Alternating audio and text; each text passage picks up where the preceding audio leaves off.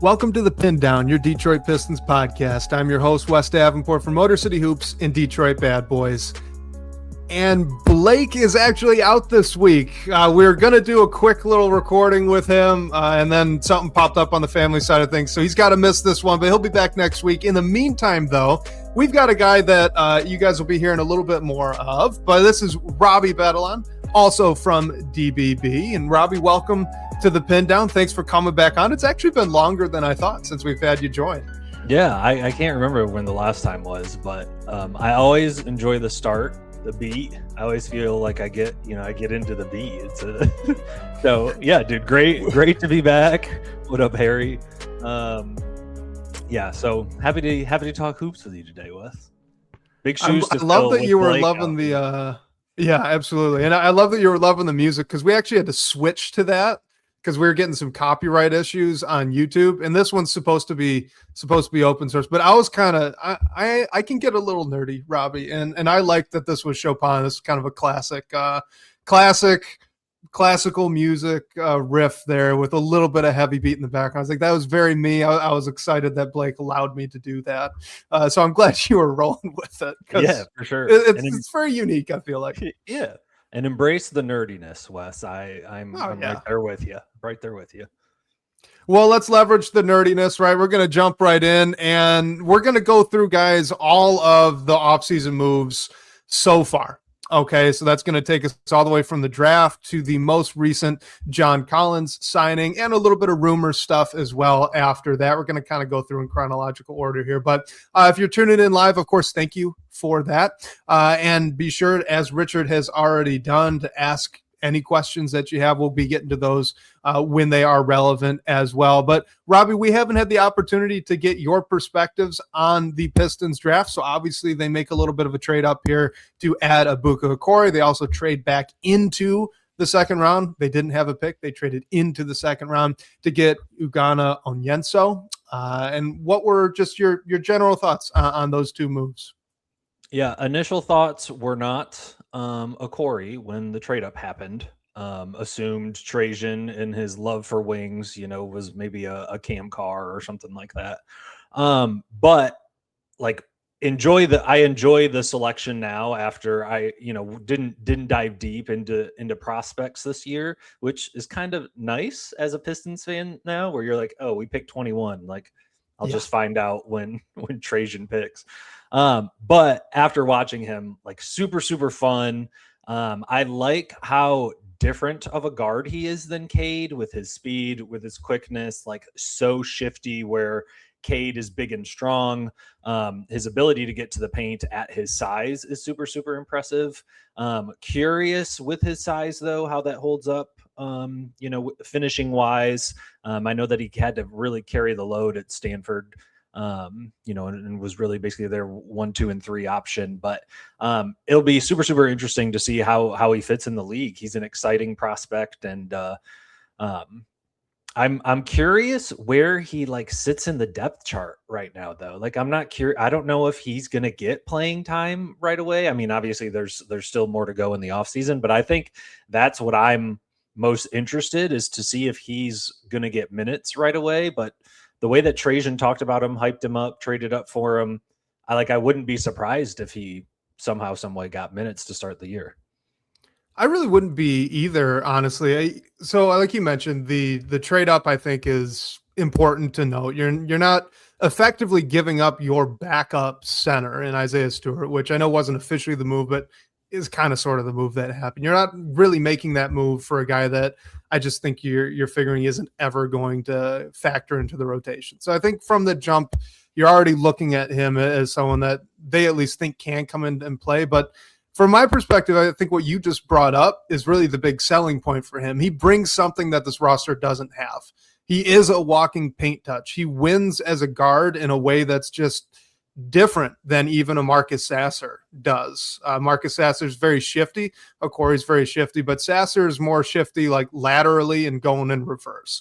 Mm-hmm. Okori's very much a downhill guard, and he's creative with it. They just don't have anybody actually that can do that. It's different than Jaden Ivey even was for the Pistons. Amari Sankofa has brought it up, but Jaden Ivey was very much a downhill straight line driver, and he'd get creative around the rim as a finisher. But Okori, he's got a lot more wiggle to him. So I've continued to put Okori, and I'd be curious your thoughts on this now that you've kind of looked at more of his tape. But I continue to put him on some spectrum of like Colin Sexton to Donovan Mitchell as an upside sort of thing. I'm not saying Colin Sexton's his floor. I'm saying like a good outcome can look anything between those two.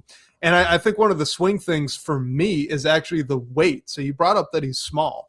He's listed at 185 from Stanford. Colin Sexton's 190. Donovan Mitchell 215. I think both of those guys visually win in similar ways. So is that weight and even just the stylistic comparison something you'd be able to get behind? Yeah, and I think he'll probably put on some more weight too. And get a little stronger. And I remember hearing him mention that he, wants to get better on the defensive end, and putting some weight on will help with that.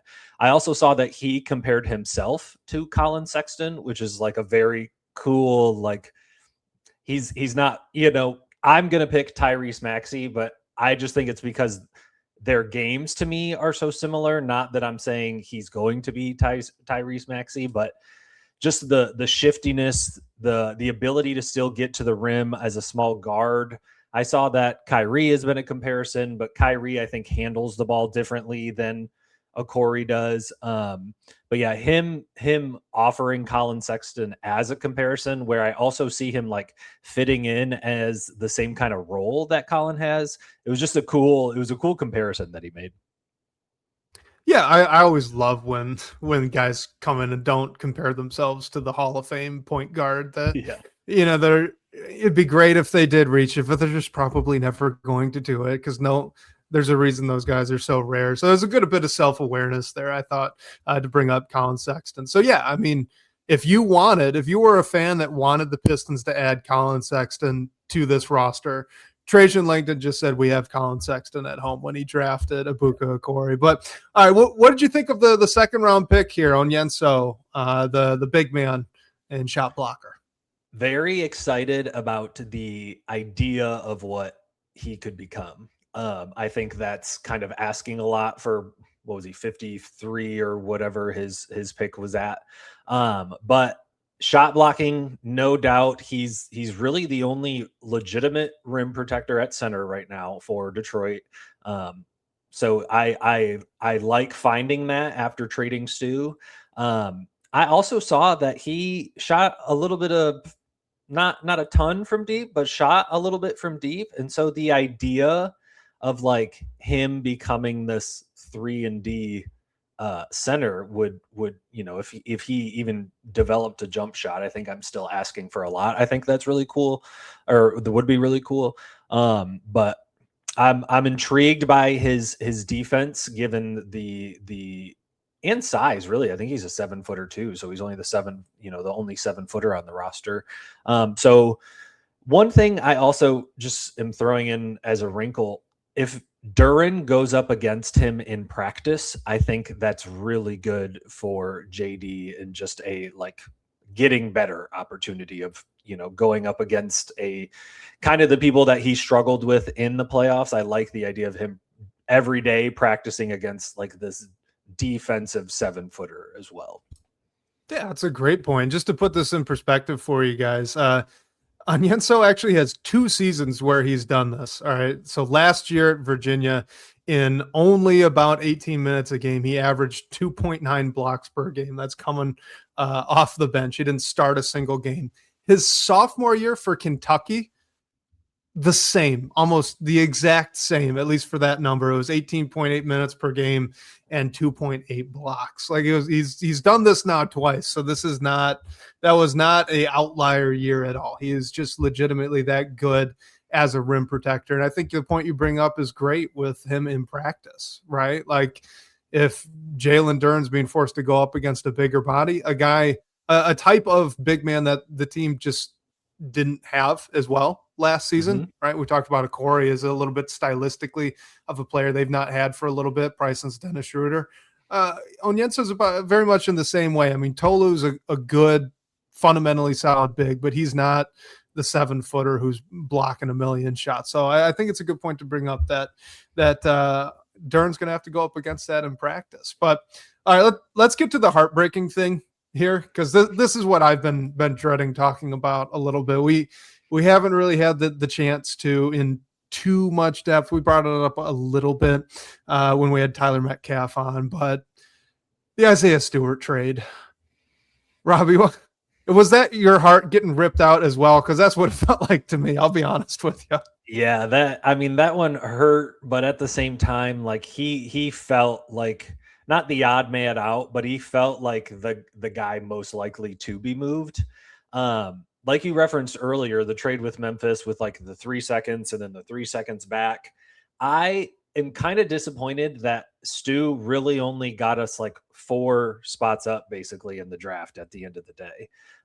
So the 3 seconds, I was like, okay, like if you think about the $5 million per second rounder, Stu makes $15 million, like 3 seconds makes sense.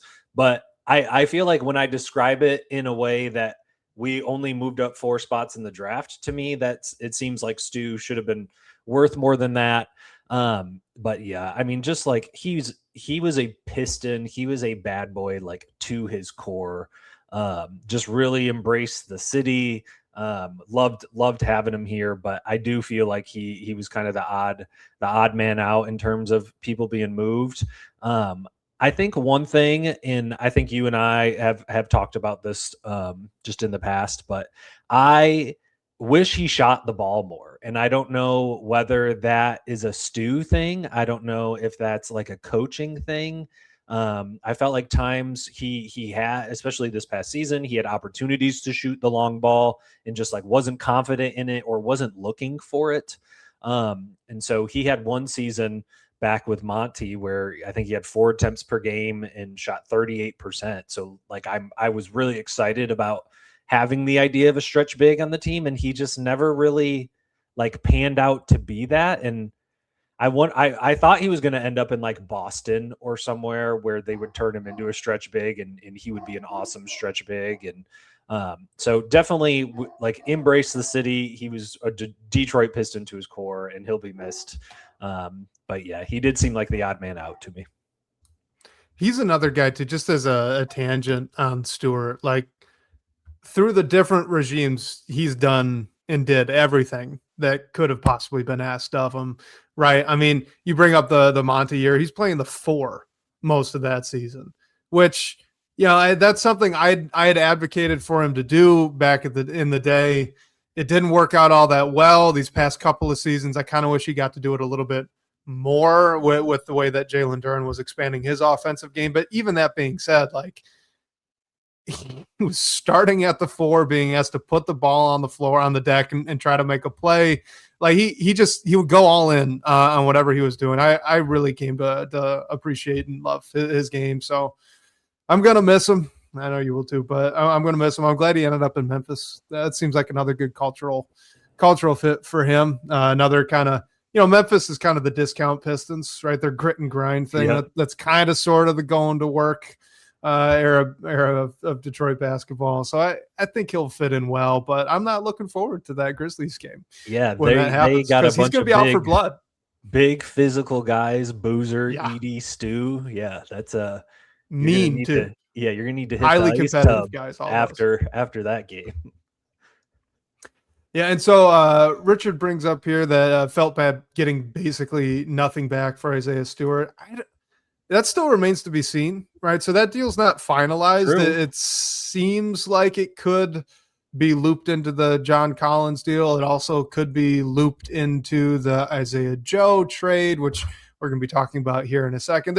There is still a lot to play out on that, but I will say that if that is it, if it's essentially moving up 4 picks, as you've said, and getting back either Joe or Collins, I still think I'll be a little bit disappointed in that return, just given how much of a fan I was of Isaiah Stewart, even though I get it by the books.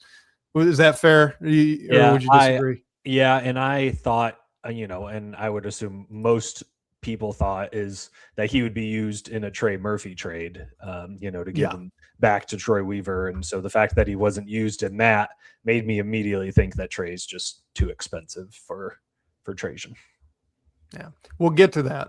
We'll bring that up at the end. Let's talk a little bit Isaiah Joe, though. Adding a shooter like that is, I think, going to be pretty incredible for this roster. So just his numbers last year, 11.1 points per game, 2.5 rebounds a night, 1.3 assists, and he slashed 45, 42, 89.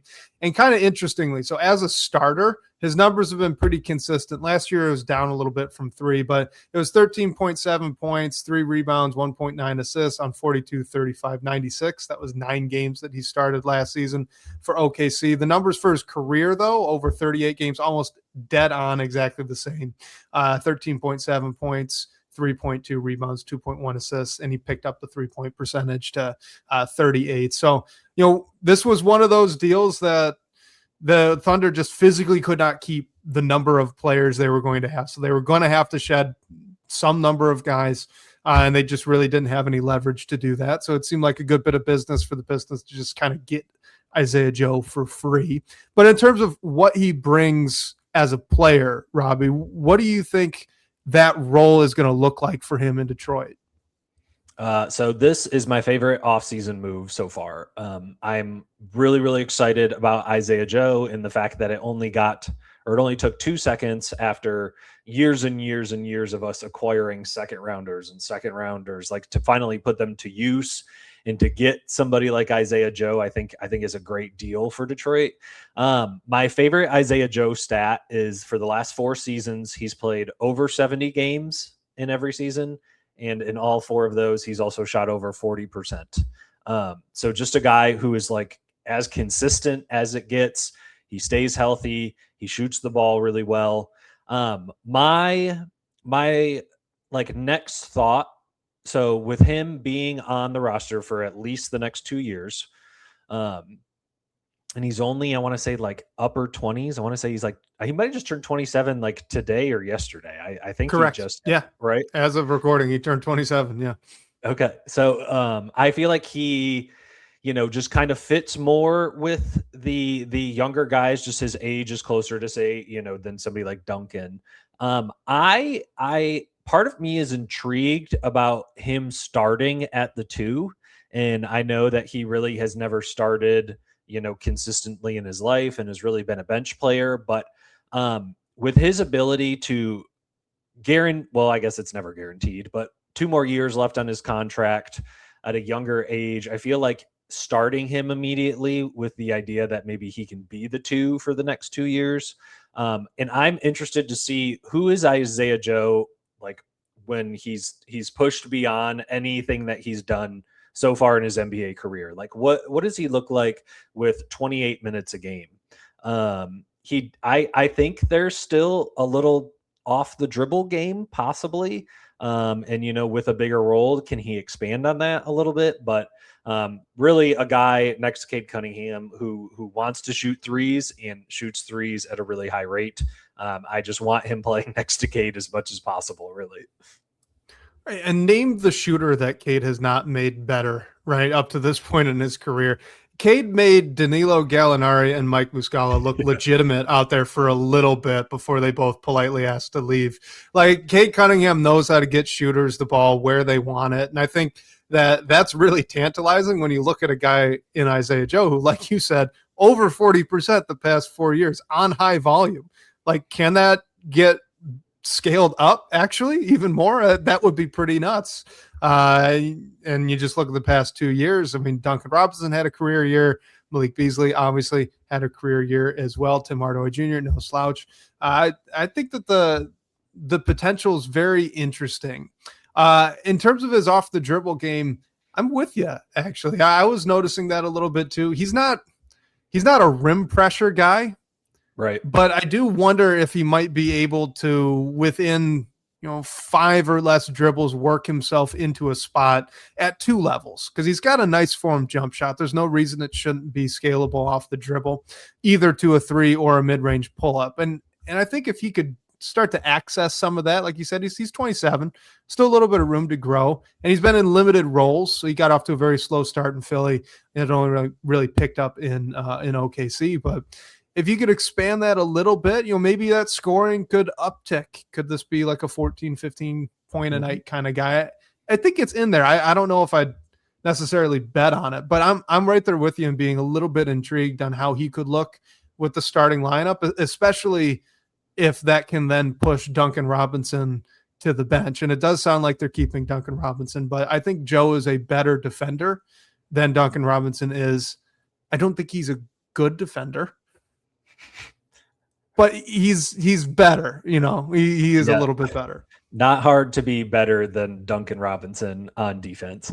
To add real quick to your Beasley and Duncan thing that you brought up with how well that they've both played. So Beasley set the record for most threes ever by a Piston, and then Duncan this past year was second. So it's funny that two guys have come to play in Detroit and immediately are the top two for most made threes in a season. And it is just tantalizing to get a guy in Isaiah Joe who I think his skill set models a little bit more closely to what Malik Beasley brought than what Duncan Robinson brought. So if you're thinking conceptually, we're going to put someone like Malik Beasley next to someone like Duncan Robinson, we're going to have both of them play off of Cade Cunningham. I am excited. I think that is we've never immediately seen that the yet. best spacing he's ever had. We've never seen that. Never. It was always one of Tim Hardaway or one of Malik Beasley. It was one of Duncan Robinson, and that was about it. That was it. Last year, but yeah, 2 weeks of Tobias Harris in the playoffs. Yeah, and maybe a few games of Kevin Huerter before the ankle injury or whatever brought him down. Exactly 5 games of Kevin Huerter, and I've got the numbers to prove it. But let's look at this one here from Michael Dompier in the live chat. It says, I don't want to be critical of the Joe trade, but Simons went for $6 million, Kennard 6.5. It almost seems like Joe is kind of sort of overpaid. Kind of interesting point, Robbie. What do you think? Yeah, I mean, my math brain instantly goes that Joe is basically almost making double than both of them. I think that's fair. That's very good math. Thank you. Math degree. Kennard, same thing as Duncan, right? Anybody can be better than Kennard on defense, I think. I think you and I are similar where Joe, I don't think is terrible. I don't think he's a terrible defender. But it's an interesting point and not something that that I thought of, but I didn't see the Simons deal if it was more than 1 year. I think Kennard has a play. I forget what Kennard has, but at least Joe is team controlled 2 years was going to be my only, I guess, argument to that. Yeah. And I think with these two names, Simons and Kennard, like I would rather have Joe than Luke Kennard. I think Joe's a better shooter, specifically a better movement shooter, and can do a little bit more off the bounce. Kennard's going to be a better passer, a better playmaker, but that's not a skill he really taps into all that often. So player to player, I think it makes sense that Joe would be a little bit more expensive than Luke Kennard. And really, when we're dealing of 6.5 to 11 mil, I know that's a lot of money, but that's not a lot of money in NBA terms. So I think it's defensible there. With Simons, though, I mean, he took that deal once he saw Jaylen Brown go to Philly. Yeah. Right. I mean, like he saw how the guards were playing last year in Philly, and he wanted a piece of that action. He's taking a year here to compete, be on a very good team, hopefully pump up his numbers, and then kind of cash in on a bigger contract, not too far into the future. And I get that gamble for him. I don't know if he would have been willing to make that gamble in Detroit. You know what I mean? Right, especially with the way that our guard room looks right now. Right. There's playing time for him at Philly, and we have too many guards at this point. So from his side, I don't think we would be an appealing place for him to want to come to.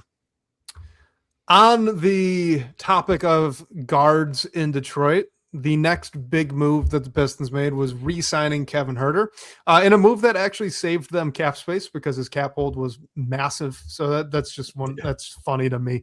He had like a $27 million cap hold. They signed him for a $9 million.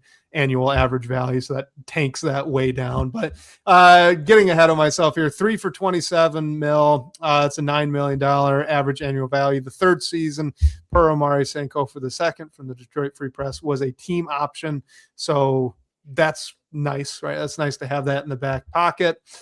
He averaged with the Pistons over 25 games. It was 8.6 points per game, 2.8 rebounds, 2.5 assists, 44% from the floor, 29% from three, 93% from the free throw line. But if you want a little bit of hope, Robbie, here are the 5 games I mentioned. So in March for 15 games, he averaged 29% from three again on 4.5 attempts per game. But in April for 5 games, it was 39% from three on 5.2 attempts per game. He also added an entire additional assist from March to April. He went from 2.7 to 3.8. So there's hope, baby, right? Like, what'd you think about this one?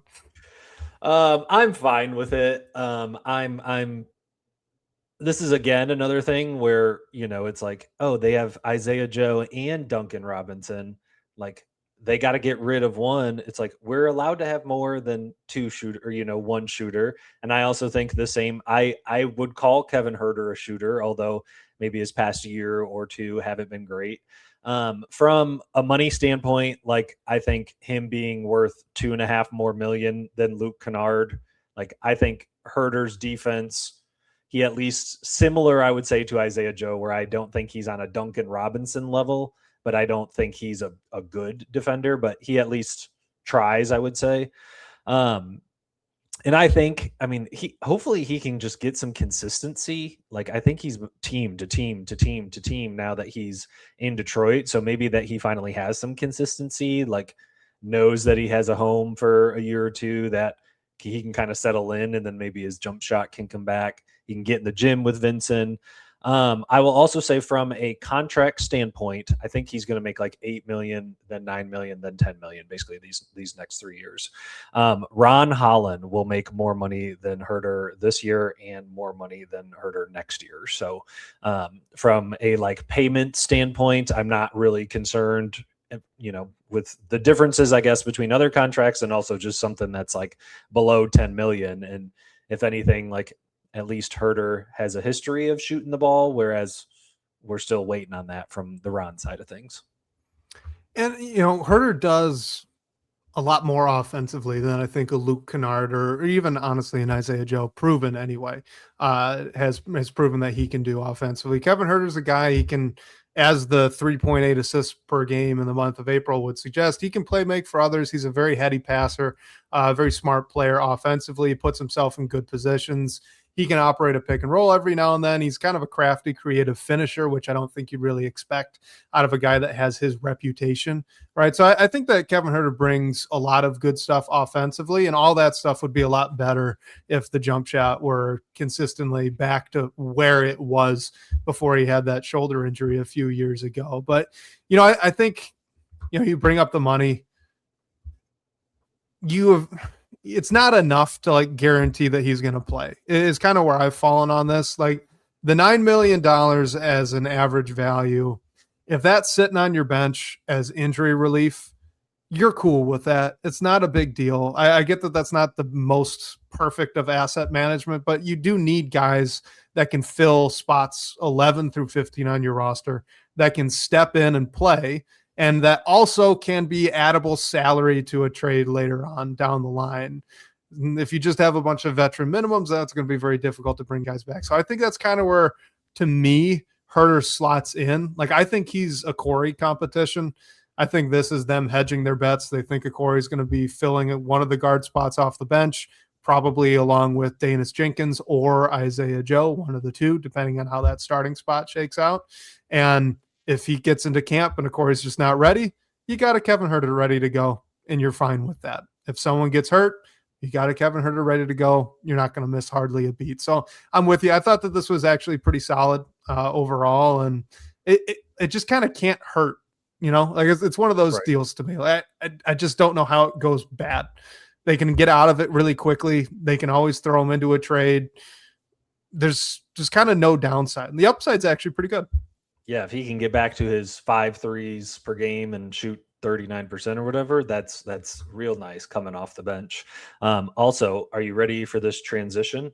He also gets to team up with a former teammate of his. He does. He sure does. Yes. For a second, you were going for that. I was like, oh God, who? I could see the gears. Collins. Yeah. Yeah. For you. Hey, both of them were having career years, by the way, when they were both in Atlanta. So if you want to get excited about something, there you go. To an all-star point guard too. Yeah. True. Very true. Now, I don't know how often both of them will be playing next to the all-star point guard here, but let's talk about the big one. Right. Let's talk a little John Collins. So this was 3 years, $51 million. That works out to just over the non-taxpayer mid-level exception. Okay. So if you thought maybe that he was coming in on the mid-level exception, he's not, which is interesting because it means that this has to be a sign and trade with the Clippers. And we do not know what these terms are yet. So it kind of goes to kind of the theme when we're talking about Pistons transactions here. Like, flexibility is key. We don't even know outside of that a Corey trade to move up, which they only did so that they could have Stewart's salary as outgoing, right? To wait, because otherwise they wouldn't be able to get a Corey into Summer League. Everything's just kind of waiting. We don't know how they're actually going to structure these deals. But all that being said, the final 2 seasons are non-guaranteed. That's from Amari Sankofa II from the Detroit Free Press. His numbers last year in LA, 13.6 points per game, 5.3 rebounds, 1 assist, and 1.6 stocks. He averaged 55 from the floor, 41 from 3, 77 from the free throw line. What did you think of the addition of John Collins? I think at the beginning of the year or the beginning of the summer when I just like heard of him as a potential like replacement or a potential starter for Detroit, I wasn't thrilled about it, but the more that I've like thought about it after it's happened, I enjoy the fit that he has over what Tobias brought. I think they are equal. Like, I would say they're kind of on an equal level for NBA players, like talent wise, but I think what John does well is different than what Tobias does well. And I think we need more of what John does, or like I think Cade plays better with a player like John than he would like somebody who is as a creator like Tobias, who would go to the post, would ISO and look for a mid-range shot. I enjoy that John is a lob threat where we didn't get that out of Tobias. I like that he's not a great defender, but can provide a little bit of rim protection, can play a little bit of small ball 5. So the idea of, if you move Duren to the bench and you have Collins playing the 5 with Asar out there, and Asar gets some minutes as the only non-shooter on the court, I'm really intrigued with that concept of John being a stretch 5, where we really didn't use Tobias all that much in that way. So the signing has grown on me more, and I think it's due to what John does well and kind of like the archetype of player that he is. Especially someone who is a threat from deep, who I hope his volume can go up here. I don't think he's ever averaged over 4 3-point attempts per game. And so I want him 5 or more, like if he can. And even if that means his percentage drops to 36, 37 instead of 40, like I would still be cool with that. But also his ability to attack a closeout, kind of do a drive and kick, and really be a better threat at the rim than Tobias could. Overall, I think Collins is a better fit for Detroit than what Tobias did bring the past 2 years.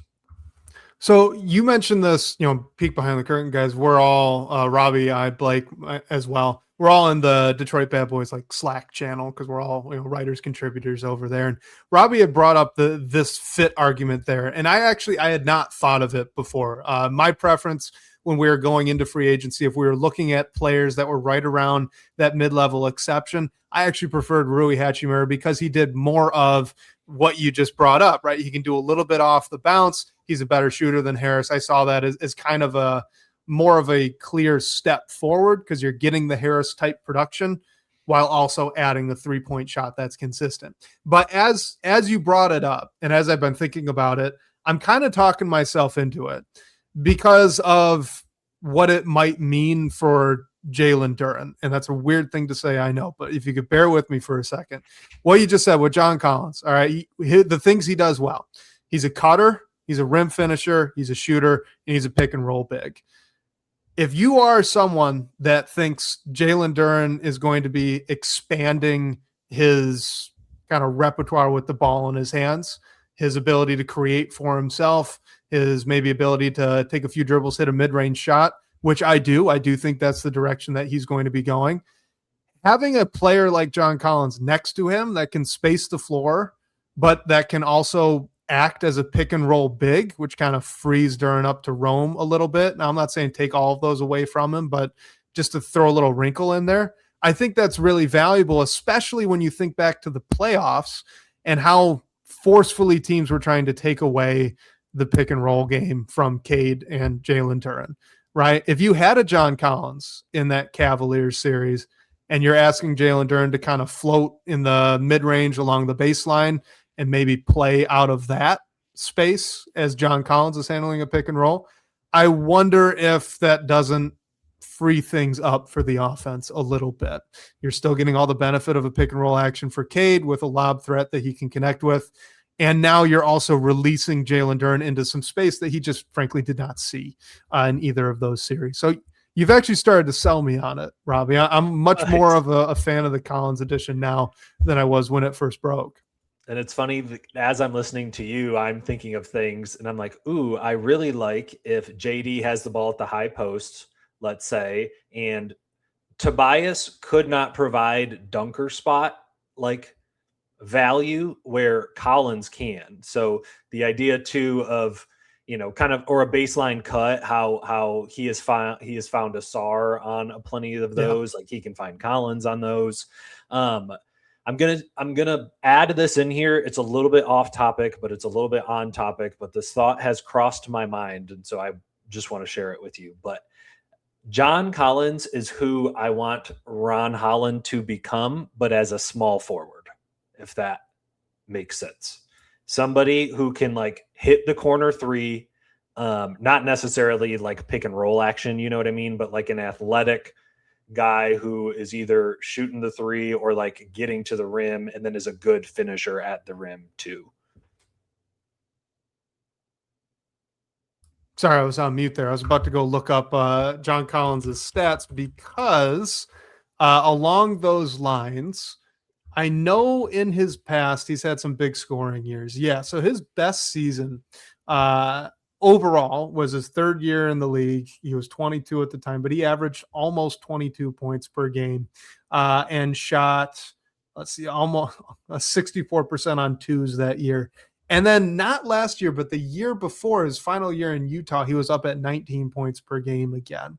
And I bring this up to say that, we're kind of comparing him to maybe an ideal version of a Ron Holland. Like I kind of think Collins just has a little bit more want to as a scorer than we've seen out of Ron Holland. And that's something I've actually wanted to see more of out of Holland. I wish he were a little bit more aggressive looking for a shot. I don't know. I don't think that that's going to be a problem here with John Collins. He likes to shoot. I mean, 14 points per game playing off of both at one point, obviously you have Kawhi Leonard, but the guards being some combination of Darius Garland and James Harden. That is impressive. That's a lot of shots for some guards that are not going to him. What's that? Sorry, cut out. Did he come off the bench in LA as well? He actually started 56 out of the 69 games he played. Oh, I assumed Kawhi was at the 4, but maybe he was at the 3. He was at the 3. Yeah, the more that I sit on it basically, or think about the signing, I'm more intrigued about it and more intrigued about like what they can do on the court to utilize him and his athletic ability, because we really haven't had that at the 4 in quite a while. And I assume he's starting. I guess we still have more of the offseason to go, but I will assume he's starting. I want to get to a question about that here in a second, but first I just want to throw this out there because it is a question I have had about John Collins since his first couple of years in the league. Because, and this pains me to say that this was 10 years ago, but this was really like the first draft class that I really dove into, right, as a Pistons fan. So I studied a lot of John Collins tape as a young man 10 years ago. And he at Wake Forest averaged 1.6 blocks per game that last year. He was a pretty good collegiate shot blocker. And it has just not shown up in the league. Last year, he actually even averaged more steals than he did blocks.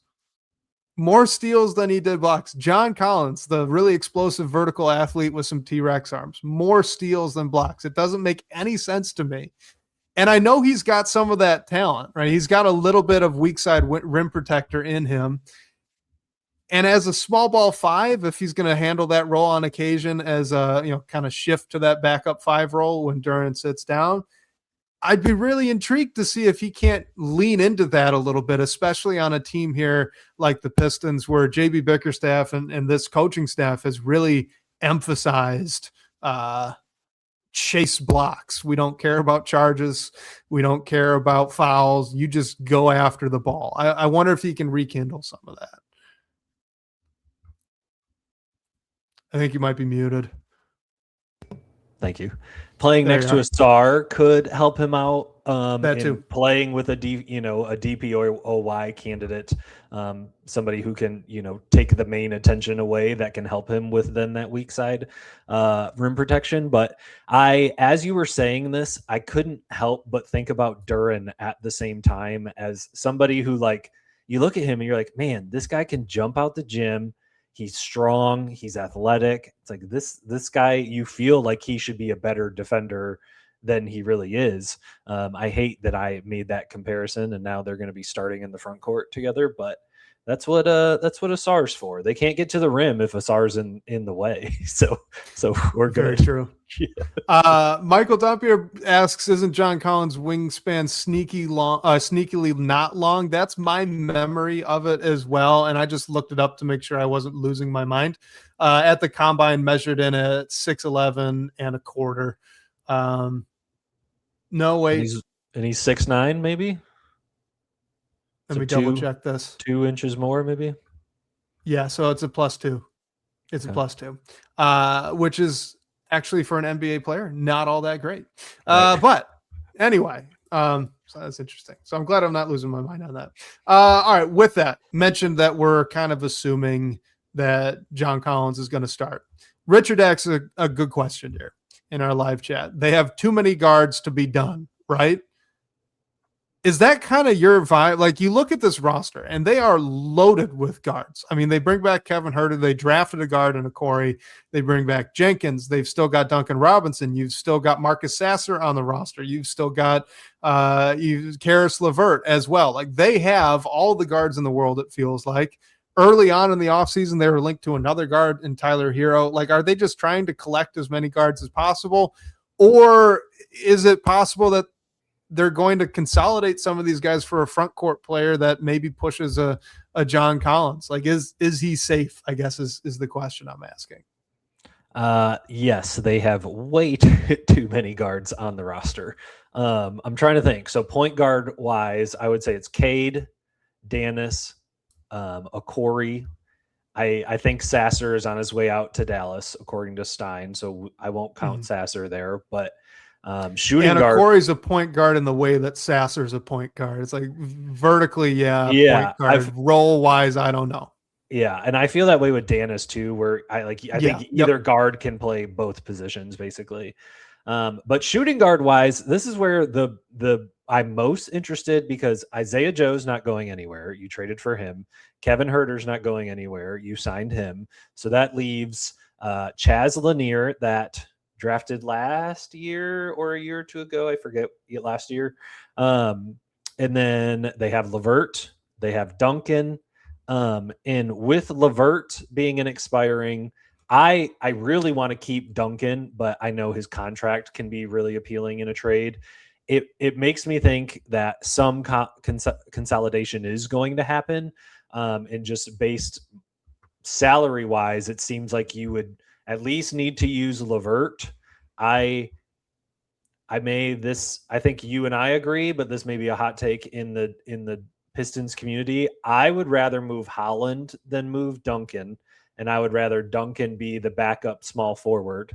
So I wonder, what can LeVert and Holland and a couple picks bring in? Can it bring in a Trey Murphy?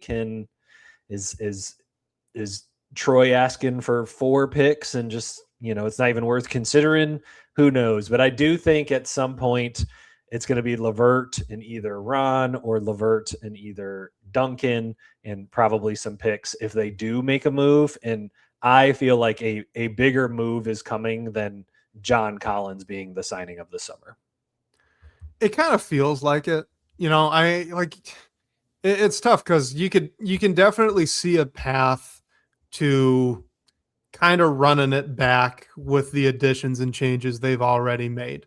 Like if you're having a rotation with 10-ish guys, and you're looking at, let's just say, it's Cade, it's Danis, it's Asar, Collins, Duran, Paul Reed, Okori, Robinson, and Joe, right? That's 10 guys. If that's what you're looking at, like that's good. I can't lie and say that that's not actually better, at least in terms of spacing, than what they had last year. I don't know if that's defensively as good as what they had. I've got personally some questions about a Paul Reed taking that full-time backup role. But, my point is, like, you look at the way the roster is right now, and if you discount LeVert and, you figure Sasser's out, like, it's not actually terribly bad. They don't have a lot of depth in the front court, and that'd be something you worry about. But you could get a veteran minimum, bring back a Javonte Green. Like, they've got paths to just kind of rolling with what they've got now. But at that same token, you look at some of the salaries that they have. Like, LeVert doesn't really factor into playing time, and he's making about the non-taxpayer mid-level exception. That's a lot of money to not have playing. And I thought he was pretty good last year. I just wouldn't want to be playing him over, say, your first-round pick, right, in Ibuka Okori. I think you'd rather have investment in that guy. So you can't just have that sitting on the bench. You got to do something with that. If you're not a front office, or if you're not a fan that's really buying into, like, Ron Holland still having a bunch of the potential that you thought he had on draft night, like, he might not have a big role right now. That's a little uncomfortable. And he's earning a good salary. You brought it up. He's earning right about 10-ish, 9-ish to $10 million. So this is all packageable salary to get a bigger name player like you brought up. It kind of feels like that's where it's going. And yeah, Pistons fan brings up Bonga, although I did see a report there that it's not a guarantee he's coming to Detroit. He's still got a pick, and I guess he's got a lot of offers, Isaac Bonga. So maybe we were all too premature on that one, just assuming he was coming to Detroit. But regardless, yeah, I mean, like, it just seems like they're lined up for a big trade in a way that they haven't been these past couple of years. Yeah, it's funny how Bonga has become the mystery of the summer. Like, is he coming? Right. Is he not coming? Who knows? Yeah, through your scenario, I was listening and I was waiting for LeVert to be in your depth chart or in your rotation. And yeah, and it hurts. I just thought of this as you were talking. It hurts that LeVert is making $15 million and Tobias just signed for $15 million with the Spurs. Yeah. And it's like, that would have been real nice to use that money elsewhere. But that, to me, that's kind of how I'm breaking down the summer so far, is like trying to create what I think the depth chart is of either who I just think is most deserving of the most minutes, or, usually I'm biased to shooting, so I prefer people who can shoot. And so just based on the amount of point guards and with Jenkins and Okori kind of owning those backup guard roles, there's really no room for LeVert. And if I want to keep Duncan, there's really not room for Ron, but I guess he's kind of the backup 4, but I don't think he's a 4. So from going through basically where they're at in the offseason, kind of like how I thought Stu was the odd man out, I now feel like LeVert /Ron/Duncan could be the next odd man out. But the fact that all these trades have not officially been finalized means Trajan and the front office are still cooking something. So we'll see what happens. I'm with you. I still think there's the biggest domino has yet to fall, I think. And we are still early. I mean, it's fun to talk about all this stuff right now, but like they are 2 days into NBA free agency. There's a lot of time here, guys, for things to change. But since we're talking about players going out, we do have to mention, you already brought up Mark Stein reporting as though the Sasser to the Dallas Mavericks thing is just happening. And I've not seen that anywhere else. We don't know what the compensation would be. So that's just kind of an outstanding thing. Again, to your point of clearly there's more going on because we have no idea other than a very credible reporter says that Marcus Sasser's going to the Mavericks. And then, of course, Tobias Harris. So he signed a 2-year, $31 million contract with, unfortunately, the San Antonio Spurs. The rumor there is that the Pistons didn't want to guarantee more than one season. So kind of like the John Collins contract that they did. Collins' first year is guaranteed. The next 2 aren't. And it sounds like Harris didn't want to do that. He wanted more guaranteed money. Now, I don't, based on the fact that he got a little over 15 mil, he probably wasn't going to get the same dollar amount as John Collins. But even so, it seems like that was more of the issue there. What was your, I guess, more reaction to the Harris thing, right? Because there's just so much still up in the air with Sasser. Yeah, I think this, as much as the Stu one hurt, I almost knew that one was coming. So it didn't hurt as bad. Like I was able to prepare myself for it. But all off season, I was like, oh, Tobias will come back for, a cheaper deal. He could take the MLE. He can be our backup forward. We can finally get somebody at the 4 that can push him to the bench. He could play the rest of his career in Detroit. I was so set on that being reality. And so I feel like this is the move that has hurt me the most so far this offseason, because just loved having him on the team. And for the Spurs, he's going to be so great for them. He's going to be so exactly everything that he did for us. And I'm not even talking about on the court, strictly off the court, with as good of a dude as he is, as good as mentorship that he brings. He's going to be fantastic for the Spurs. And I just love that he keeps getting into these great situations of helping teams, younger teams, grow. So yeah, the Tobias one I think is the one that has hurt me the most this season, because I was convinced he was coming back, and I thought he would be great in this 6th man forward role. He could play the 3 off the bench, the 4 off the bench. And now even with Collins, we still have this giant hole at power forward. Really bench power forward, if dependent on if Collins is starting. But I will say, as you were talking about the contracts and talking about Collins' contract compared to Tobias's, I think if I had to choose between Collins on the deal that Trajan got him on or Tobias on his 2-year deal, I'm taking Collins with his 2 non-guaranteed years, just given the flexibility and giving kind of what we talked about earlier, the fit of what he brings. So as sad as I am about losing Tobias, if I'm comparing the 2 situations, I'm still taking Collins and his contract over Tobias and what he got. And Collins is a better player too at this point in their career. I know, Harris had the magical run there. He also started off the season really strong. So I don't want to take that away from him either, but John Collins just has a little bit more juice in the legs still than Tobias Harris does, as he's going to be going on to 34, 35 over the course of that deal. And it does, I don't know for a fact, obviously, but I do think it's noteworthy that it sounds like the Spurs have him penciled in to start. And I highly doubt that was the scenario in Detroit. What you just explained was what I was envisioning as well, and what it seemed like the plan was. They wanted some sort of front court upgrade. They were linked to a bunch of front court upgrade names, and you figure those weren't coming in to take Asar's spot, right? They were probably going to come and take Tobias Harris. So I was envisioning that kind of Al Horford role for Harris as well, and I'm bummed out that he's not going to get to do it. But yeah, as Richard says, I think this is at the same time kind of a vote of confidence for the current locker room, right? Like you knew there was going to need to be turnover.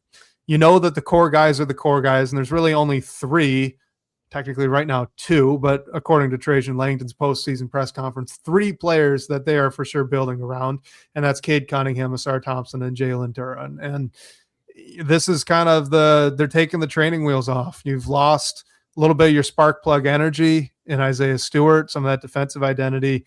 You lose that veteran leader in Tobias Harris, the kind of voice of calm in the locker room, another voice of JB Bickerstaff as well. He's gone.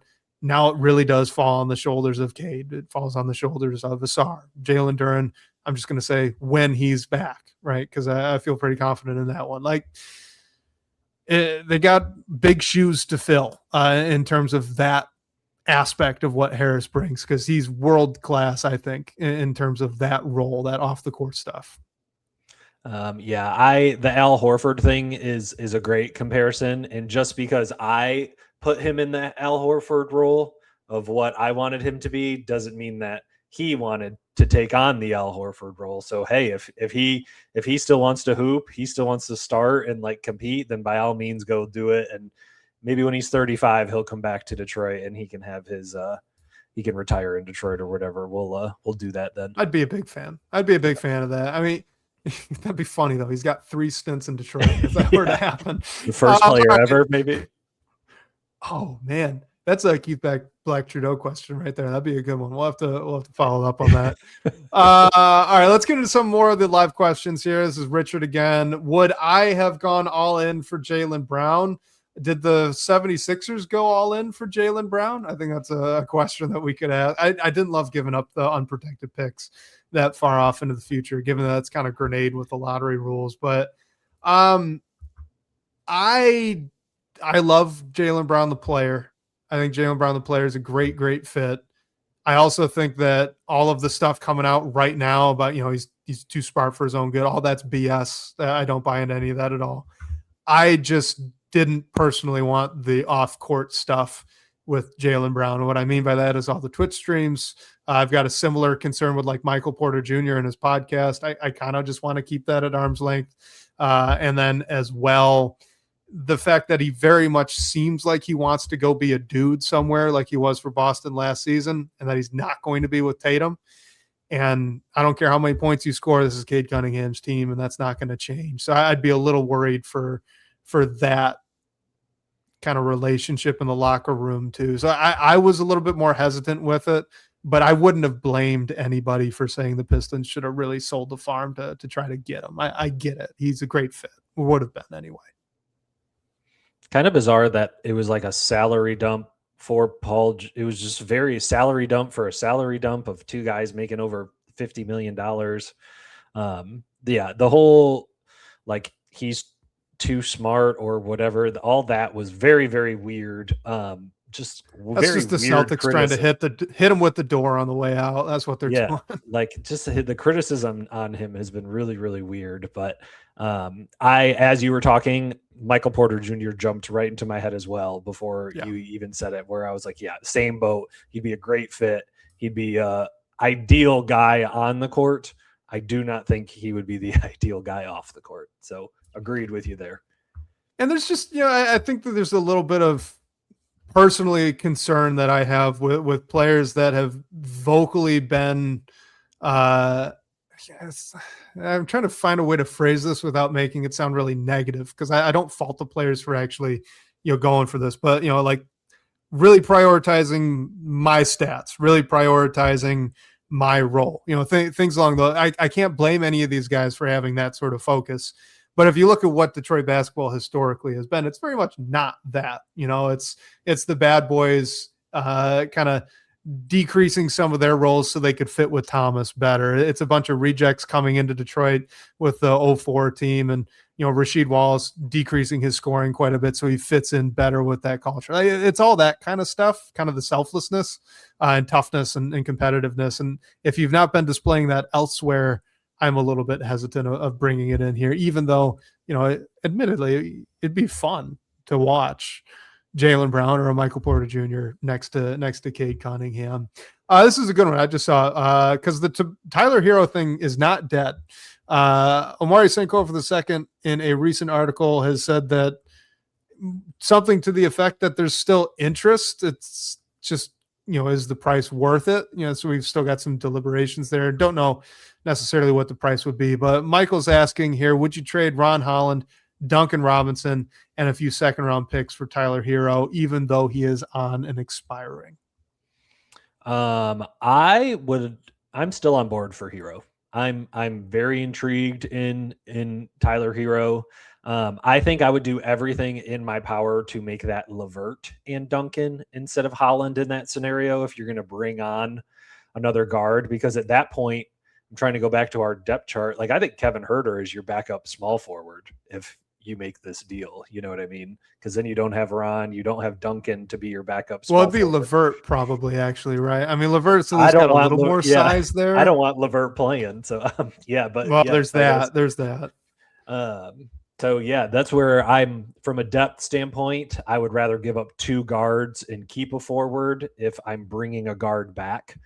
So I would rather give up Duncan and LeVert, but I don't know. I don't think I would give up a first for Hero or want to give up a first, but it's possible that they would ask for that. But in this scenario, I'm holding on to Holland in this because we need a backup small forward. Yeah, I'd be hesitant to give a first for Tyler Hero as well. I think the other part of this is, now admittedly, this is something that JB Bickerstaff has leaned on in the past, going a little bit small. Like Tim Hardaway Jr. was playing the 3 for long stretches. He started at the 3, right? For quite a few games in that first year with JB. But so my point is, Isaiah Joe is kind of a weird fit now. If you get Tyler Hero and you have a Corey and you have Danis Jenkins, like that's a lot of 6'4" and under guards that you'd be varying levels of concern with playing minutes at the 3 if they're all going to get minutes. And I just assume at this point they will. I think Tyler Hero is a great fit, though, offensively next to Cade, so I would get it. And if we're talking size of the backups with guards and wings, it's usually not a big deal. Like, you're not guarding LeBron James as the backup 3. You're guarding other backup 3s, and you'll probably be okay. Like if you have to have Isaiah Joe guarding a DeAndre Hunter, I don't think that's the end of the world, is kind of my point. So I think with this deal, like if you're going to give up Duncan Robinson, you have to get back a shooter like Hero. So I would get it. I would also very much push for LeVert. And honestly, if LeVert being included means that you're going to have to do like a pick swap, I'd probably consider it at that point. Me too. All right. Can I ask you a question? I just thought of a question that I think. Absolutely. This is a mailbag show. So with them drafting a Corey, and I guess we still got to figure out what the guard room looks like because there's just so many, and I would not be surprised if a Corey gets minutes to start the year. I would not be surprised if he doesn't get minutes to start the year. With Danis Jenkins as kind of like the backup point guard, they're using him. They accepted his team option or whatever. He's basically a restricted free agent at the end of next year. He's only making $4 million. Does a Corey almost make Jenkins like a trade asset in a way? Like, or I'm also thinking future wise, like, is a Corey the plan for backup point guard? And at that point, with all the guard, I know the guard question will get answered hopefully in the next week or so, but with them drafting a Corey and with Danis needing to be paid, granted, we can pay him whatever. It just, as you were talking, it just made me wonder, like, I wonder what the plan is with Danis just long term outside of this next season. I'll be totally honest with you, Robbie. In my book right now, Danis is starting at the 2. That's just how I see this. If right now the season started, he'd be my pick. I'd want Duncan Robinson there at the backup 3, like you mentioned. He's got the size for it. It's a much more specialized role. We can hide the defense a little bit better. And with now picking between Isaiah Joe or Danis Jenkins. Jenkins shot really well off the catch and just offers so much more as a ball handler, which with losing Tobias Harris, they especially need. So if things are where it is right now, I'd be leaning to Danis Jenkins. All that goes out the window, though, if you're going to bring in like a Tyler Hero. And I think, too, if you're looking at maybe Danis starts for the majority of those games, what's his price going to be? Like if he plays really well and shows he's actually a very, pretty good starter as an NBA guard, now you've gone from thinking you could get him from somewhere to like 10 to 12 to having to pay him quite a bit more than that. And that's a little bit uncomfortable for me as well. So I think it's kind of fluid, but until they add significant other ball handling, I wouldn't want to lose the 6'4" combo guard who can shoot it pretty well and is a high effort defender and the second best playmaker on the team. I think Okori is the second best isolation scorer on the team, which is a little bit unsettling as a 19-year-old rookie. But like if you're just asking me who I'd give the ball to and say, go get a bucket from the perimeter, it's Okori. Duren has an argument, but I'd probably lean Okori just for a guard. If you're asking me someone to go out and handle a ball screen and go make a play for someone, it'd be Danis Jenkins. I think you kind of need both of those guys right now until someone else can take it away. You know what I mean? Yeah. So your bench lineup currently would be Okori, Joe, Duncan. You're playing Ron at the 4 and then Paul Reed. Okay. Yeah. So interesting. And no with Herter. that, think about though, no Herter, but think about like from the perspective of making a rookie guard situation as easy as humanly possible. I present to you that bench lineup. Yeah. And you're playing behind Cade Cunningham. Like you, right. Like, you're as like good you of a could not situation be more as you set could be up in. for success. Yes. I think it'd look good. I think my dream, which right now they cannot do it, but I think I want them to just take advantage of how big they are with Cade at point guard. And I think if they could get like a forward that forces a SAR to shooting guard, and you're getting your extra playmaking and ball handling right now from Danis. That's why you're throwing him in at the 2 there. And Cool. I'm basically trying to move a SAR up and then find somebody who can provide that from the forward spot. Much harder for you to find. You got to find that in the trade market, So that's why I'm still hoping that big deal is still out there. But yeah, my dream is really Asar starts at the 2 because you've got 2 guys at the forward spot who can both, dribble and shoot. Well, here's a name that could make that happen. We'll go through these last 2 questions here from KDA a little bit more quickly as we're kind of wrapping this up. But DeMar DeRozan's a guy who can certainly make a play for himself and for others. Even played point guard for a little bit there when he was with San Antonio a while back. Now, he's getting a little bit older, but KDA here asks, will the Pistons make a move for DeMar DeRozan if he's waived? I would up this. What if you can just kind of get DeMar DeRozan for Karis LeVert and some change, right? Is this a target you'd be interested in since apparently he's asked out of Sacramento? I feel like DeRozan just does not fit well on this team at all. He's kind of just played power forward more as, he's kind of gone further and further down the lineup. A few years now too. Yeah. Yeah. Due to his lack of shooting. And it's funny that he asked or KDA asked this because I looked up earlier, just thinking about the same thing. My fun fact for this is Ron Holland shot more threes per game than DeMar DeRozan did. So if Detroit has spacing issues with everything they've got going on already, I'm not trying to add a guy that shot less than 2 threes per game and also just doesn't shoot it at a high level.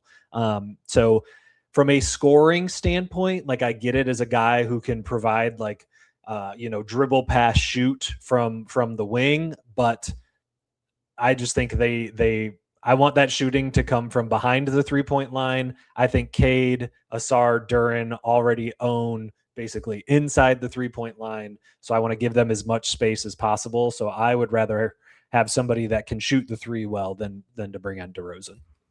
Real quick, before I ask you a question here, a YouTube user says that I do not care about rebounds or defense in that second unit. Apparently I do. And Well, those are literally my concerns with Paul Reed as the backup center. So I mentioned offhand earlier, I'm a little worried about that this is exactly why, YouTube user, I completely agree with you. But to what you're saying with DeMar DeRozan, I agree. So I'm just going to devil's advocate you for a second here, because this kind of comes up with the Kevin Huerter conversation I've had with some other people. It's not always how good of a shooter you are. It's how you get guarded by the other team. And Kevin Huerter has the reputation as a shooter. Teams guard him like a shooter. That was kind of my argument against Isaiah Stewart early on when he was playing the 4 when next to Jalen Duren under Monty Williams, because even though he was shooting a good percentage, teams didn't really guard him as a shooter because they knew they could fly by him and he never would be able to put the ball on the floor and make a play. The defense won if he dribbled the ball. So DeMar DeRozan's got some of that going on with him. By some of that, I mean Kevin Huerter. They don't guard him as though he's a knockdown 3-point shooter, but he is still a very good athlete. So you can't give him a lot of space because he will blow by you. And he's very good out of the mid-range. So you can't just sag all the way off like an Asar Thompson or comedically a Ben Simmons style defense, right? You can't do that with DeRozan. So it's not as though he would be a fantastic floor spacer, but the effect would be similar to what you saw to Tobias Harris. It's guys kind of standing a few feet away, a little bit longer than arm's reach away from DeMar DeRozan, not sinking all the way into the paint because you know that he can one dribble pull up from mid-range and shoot it. Is that enough to alleviate that floor spacing concern? I like that if he's basically a guard on this roster. Like, I would want the ball to be in his hands. I would want him to be in pick and roll settings. Like, I, in a way, kind of use him like Cade, but on a bench unit, basically, of a guy who can kind of have the ball in his hands. And if he gets a screen and he's 15 feet away from the basket and has an easy fadeaway, then go ahead and let it rip. But I think this team's biggest hole right now is backup power forward. And if they were to bring him on to play power forward, with our, bench lineups that we're coming up with, we are putting the ball in Corey's hands, Danis's hands. Like, I would rather the ball be in their hands and for them to get playmaking experience as the guy with the rock, as opposed to, I feel like with DeRozan on this team, he kind of has to have the ball in his hands, I guess, to take away from that. But I guess now that I'm thinking about it, you kind of put some shooters, like a Corey can hopefully shoot off ball. Danis can hopefully shoot off ball. I mean, he showed a little bit. So I just think there's a better fit, but I think there's if you squint hard enough, you can, it starts to look good. Yeah. To be totally fair to DeRozan too, like I have long loved his game. He ever since his days in Toronto, it's one of my favorite players to just watch. He's just very fun. Very, very good player.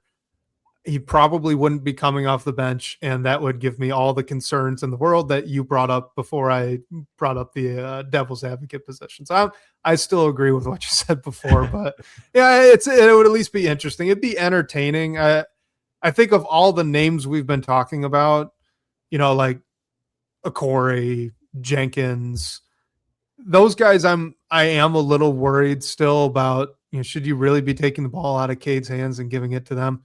Right. They're both so unproven at this point. You wouldn't have that worry with DeRozan. DeRozan's a good enough playmaker where have him take the pressure off Cade. I just think the issue is he probably pushes Collins to the bench, which helps my valuation of Collins, but makes me much more worried about the floor spacing in the starting lineup. Yes, let's end on this because we've gotten a couple of these. I think let's see, Relax World here in the live chat asking about Trey Murphy, KDA, as well as the Trey Murphy deal in the works. I'll let you just kind of take the floor and we'll end on this. A lot of Pistons fans want Trey Murphy III out of New Orleans. It seems like Troy Weaver, Joe Dumars, the brass down in Louisiana want everything in the world in return for a Trey Murphy. I joked today online that at this point it seems more likely Paolo Banchero gets traded than Trey Murphy, and that's not because Paolo Banchero is in any way likely to be traded. And I don't get that, but so that's more a comment on them. But yeah, like is the dream dead, I guess? Robbie, what do you think? Is still a shot? I hope not. I need this dream to be alive. I need this dream to become my reality. I don't want to dream about it anymore. I want it to become reality. There are too many connections. There are too many, like, this is a Cinderella story. This is a match made in heaven here, with Trajan drafting him. I think he even traded up to get Trey Murphy. He did. Thank you. Well, I mean, he was the assistant GM, but they did. Yeah, they did. Yes. He was a part of that. So they're just, I to what I said maybe 10, 15 minutes ago about moving Asar to the 2, Trey Murphy allows this to happen. He would slide right in the middle between Asar and Collins. He, to me, is kind of your Duncan Robinson replacement, but with a guy who is catching lobs like Asar can. Like, again, another lob threat for Cade.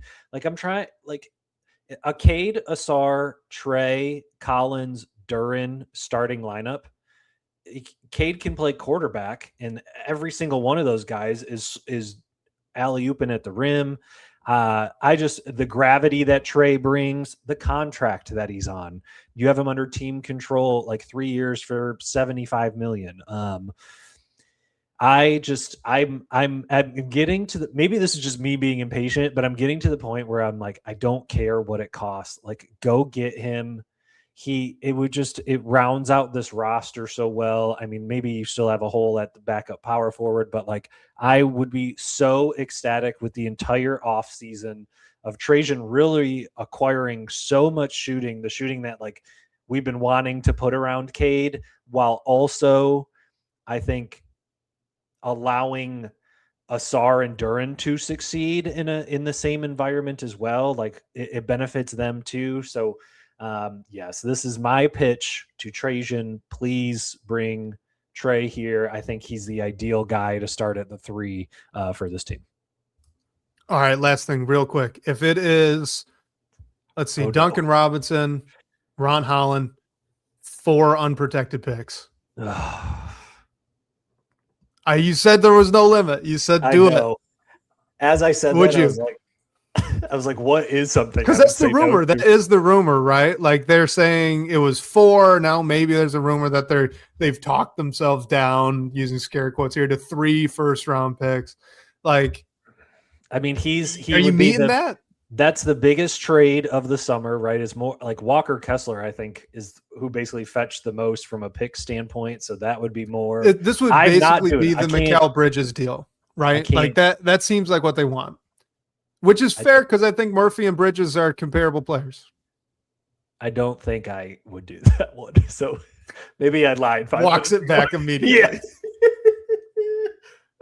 3 firsts. 3 firsts. 3 firsts. All right. You're in for 3. 4 is the limit. That's where we draw the line. It's still too much. Oh, man. Trajan's got a hard job. He does. Man. He does. But hey, it's early. There's going to be a lot of time for more deals to take place here over the next few weeks. And we got Summer League just around the corner. That's starting up next week, actually, crazy enough. So, Robbie, we're going to have you coming on for all of those Summer League episodes as well, which will be a great time. We're looking forward to that. In the meantime here, though, why don't you let everyone know where they can find your work, find everything you've been doing online, and we'll kind of wrap it up from there. Yep. You guys can follow me on Blue Sky or Twitter at BobbyBuckets313, and then be sure to check out DetroitBadBoys.com. We're multiple articles a day right now with all the news going on. So if you're looking for Pistons, and Sean just had a great one on Tobias Harris too. Yeah, like a farewell to Tobias. That was a really, really good piece. So yeah, if you're looking for Pistons content, Detroit Bad Boys has it. All right, man. So I'm going to butcher this outro, but do please remember to like and subscribe. All right. Those do help us grow. So you can do that on Apple. You can do that on Spotify, obviously here on YouTube as well. It does help us out for algorithm purposes. I think actually you could leave comments now on Spotify as well. And we read those. So if you do, Just know we're reading it. We like it. We appreciate it. Our number for leaving a voicemail, hearing your voice on the show, one of our favorite things we do here, that would be 313-355-2717. Of course, a special thank you to Sean Corp, the managing editor of Detroit Bad Boys, for supporting the show. Shout out to you guys for all of the great questions, talking points here today. We'll catch you next week, whether on your commute or live with us on YouTube. We can't wait to talk more Detroit basketball with you.